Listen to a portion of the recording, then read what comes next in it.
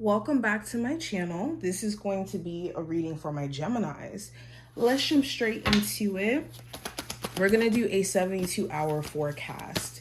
I'm going to do like a 6-card spread, and then we'll go into the oracle cards in terms of what your spirit guides have to say to you.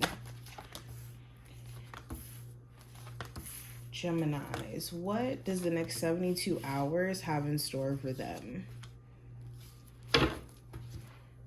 Okay, and then we're going to pull some oracle cards.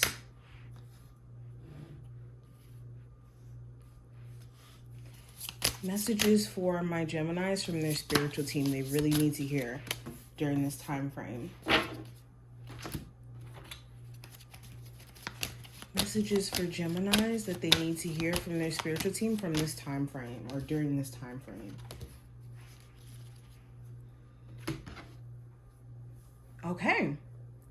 So let's go ahead and jump straight in. The first card is going to represent the general energy for you guys. And we have the 3 of Swords in reverse. So right off the bat, this does talk about forgiveness being implemented. You could be at a place to where you're either willing to forgive someone in the sense of like letting them back into your life, communicating with them, working through things, or this could talk about like you getting to a place to where you're not beating yourself up for past events or realizing that you can't focus on what you feel like may have been lost, or even just getting past this mental rut of being stuck in replaying what you feel like may not necessarily, look aligned in your life or where you may have been disappointed. Someone also could be specifically asking for forgiveness during this time frame, like straight up expressing that they're sorry or trying to come back, and you'll have to make that decision on whether or not that makes sense. This also talks about like financial recovery. I see you guys focusing on that. Now, going into career and finance, we have the World card. So the World card talks about a full circle moment where for some of my Geminis, you're at a place to where goals are paying off, or you staying diligent, you staying dedicated to school, to your goals with the business, it's going to start to pay off, or you're starting to see it pay off. Some of you guys also may be debating if relocating could do you justice in terms of you getting a job in your field, because it may be in higher demand somewhere else. Or there may be a job offered to you that may require you to relocate. The World card also talks about like wrapping up a journey. You could feel like, for some of my Geminis, that there's a career path that you've gotten the most out of it, and you may want to venture out and try something new. Okay, I also see you saving for potential like moving or travel plans, because the World card does represent traveling. Now, going into what I see with love, we have the 6 of Swords in reverse.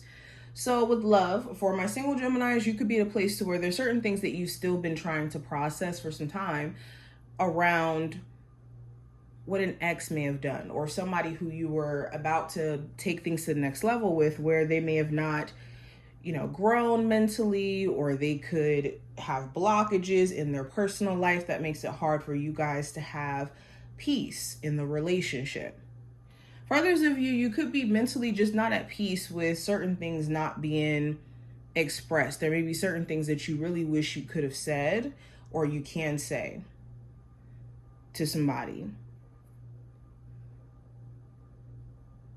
For my Geminis in a relationship, if there has been any like infidelity or just conflict you guys have been going through, it's this question of whether or not you guys will get to a place of peace.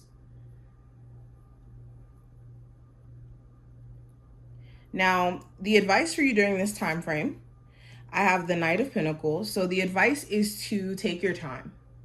With you trying to financially recover, you trying to recover your relationship or fix your relationship, even you doing like self-development work or stuff like that, pace yourself and understand that you are making progress.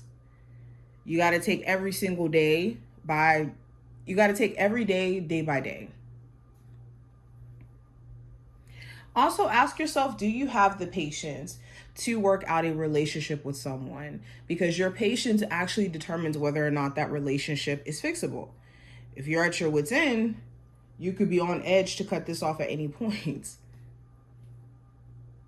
And same thing in terms of a partner. Now, advice for this time frame, we have the Four of Pentacles in reverse. So this does talk about, or excuse me, not advice. Did I say advice? I meant to say challenge. The challenge with the Four of Pentacles in reverse does talk about it may be being challenging to let your guard down. There may be this desire to connect with new love or to put yourself out there. And it's this fear of not being in control or losing your sense of control. And control is an illusion. It makes us feel more comfortable. It makes us feel like, you know, we're stopping certain things from happening, but we can't control fate and we can't control outer things. Only just our response and our remote and all of that stuff. So the challenge may be that fear of loss of control, or you dealing with somebody who could have a fear of loss of control. For others of you, the challenge could be wanting to save more money. Like you could want to put more money away or have more money tucked away. And maybe you've been having to like go into your savings to pay for things. And that's just been a bit of an annoyance.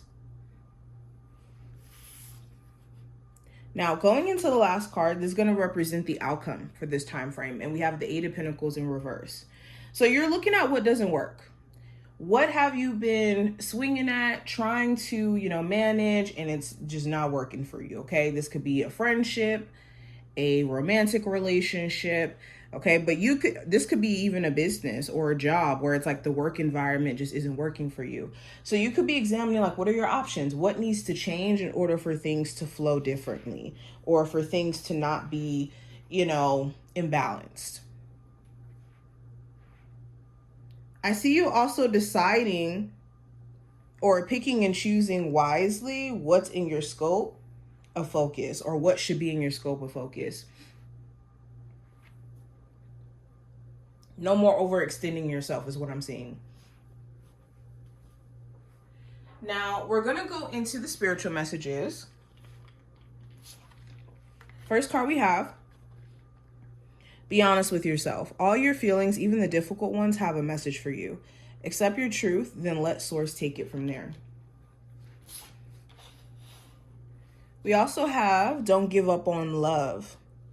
A relationship you cherish can be healed. Allow me to clear the way for forgiveness so that love can live again or thrive again. And last card we have, fear of judgment and criticism. I look upon myself benevolently, I can't say the word right now, and tolerantly.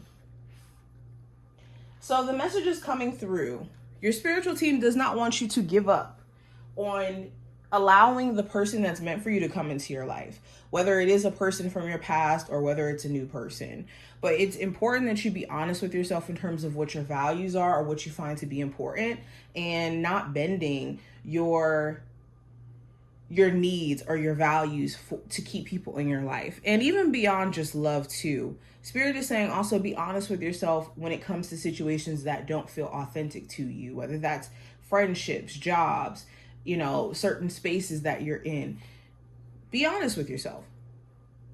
Also be mindful of being judgmental of yourself or being afraid of judgment by others, because other people's judgment of you does not matter unless you care more about other people's judgment than your own about yourself.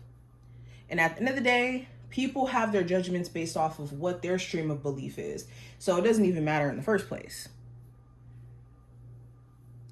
But this is what I see. I hope that this was helpful and did give you a message or clarity. If you enjoyed, definitely thumbs up the video and subscribe, and I will see you in the next one.